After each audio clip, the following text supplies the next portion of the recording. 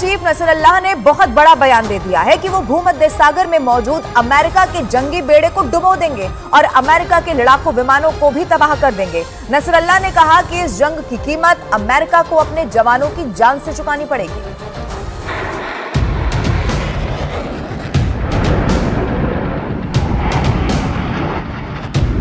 पहले हमास, फिर हिजबुल्लाह, इसके बाद हूथी और अब इजराइल से भिड़ने के लिए लेबनान पहुंच चुकी है बेहद खतरनाक और एलीट फोर्स इमाम हुसैन ब्रिगेड।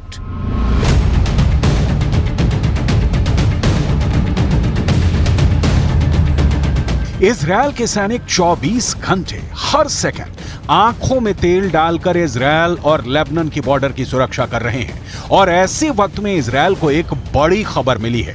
यह खबर नेतन्याहू के लिए मुसीबत पैदा करने वाली है।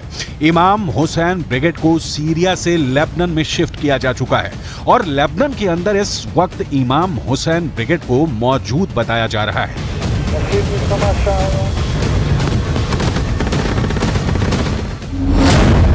यह दावा इजराइल डिफेंस फोर्स के अरबी भाषा के प्रवक्ता अविचाई अद्राई ने एक ट्वीट के जरिए दी है। ट्वीट में लिखा गया है कि हाल के हफ्तों में इजराइल के खिलाफ हिजबुल्लाह के बुरी तरह से फेल होने के बाद अब इमाम हुसैन ब्रिगेड सीरिया से लेबनान आ गई है और इसका लीडर जुल्फिकार है।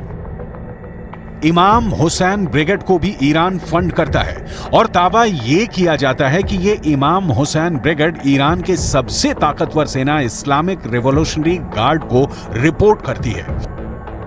इमाम हुसैन ब्रिगेड का सीधे लेबनान में पहुंचना गुरुवार को लेबनान से एक बार में लगातार 19 हमले और फिर शुक्रवार को हिजबुल्लाह के चीफ नसरुल्लाह की फायर ब्रांड स्पीच से साफ है कि मिडिल ईस्ट में अमेरिका और इजराइल के लिए खतरा बढ़ गया है।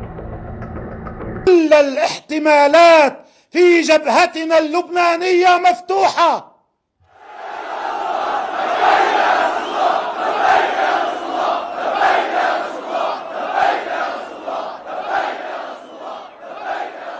وأن كل الخيارات مطروحة ويمكن أن نذهب إليها في أي وقت من الأوقات.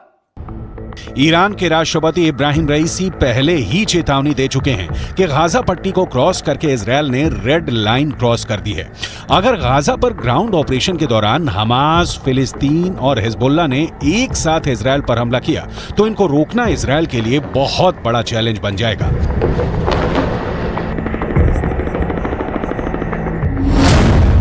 गाजा में हमास के लड़ाकों की तादाद 40 से 50 हजार के करीब है। उत्तर की तरफ लेबनान में मिलिशिया हिजबुल्लाह की तादाद 1 लाख से ज्यादा है। इनके सामने इजराइल में एक्टिव और रिजर्व फोर्स मिलाकर 6 लाख से ज्यादा सैनिक हैं।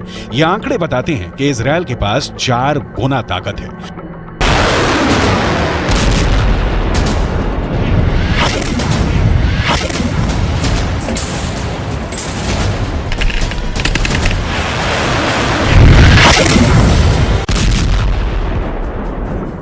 लेकिन हिजबुल्लाह के चीफ नसरुल्लाह से फिर भी अमेरिका घबराता है क्योंकि नसरुल्लाह के पास अपने ओजस्वी भाषणों के जरिए बड़ा संगठन खड़ा करने की और सैनिकों में जोश भरने की अद्भुत क्षमता है।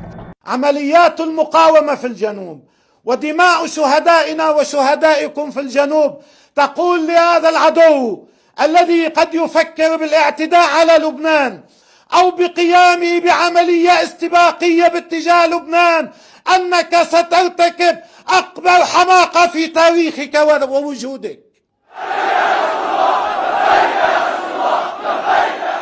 सबसे बड़ी बात यह है कि हिजबुल्लाह के पास एक ट्रेंड सेना है जिस पर विजय पाना हमास से भी ज़्यादा कठिन काम है। हिजबुल्लाह के पास हथियारों का विशाल भंडार है। हिजबुल्लाह के पास गाइडेड मिसाइलें भी हैं जो इजराइल के अंदर तक मार कर सकती हैं।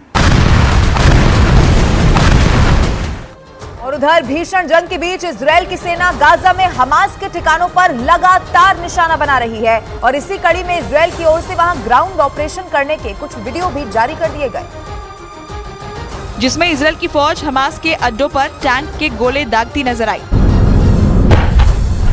जबकि कुछ सैनिक घातक हथियारों का इस्तेमाल कर हमास के लड़ाकों के ठिकानों पर ताबड़तोड़ फायरिंग करते दिखे। इजरायल की सेना ने सोशल मीडिया प्लेटफॉर्म ट्विटर के जरिए गाजा में ग्राउंड ऑपरेशन और हवाई हमले के कई वीडियो जारी किए, जिसमें हमास के बड़े ठिकानों पर रॉकेट दागकर उन्हें पूरी तरह तबाह करते हुए दिखाया गया। जबकि दूसरे वीडियो में तो सैनिक उनके छोटे अड्डों को भी नेस्तनाबूद करते दिखाई दिए। इसके अलावा वहां इजरायल की ओर से बुलडोजर चलाकर भी कई इमारतें ढहा दी गई।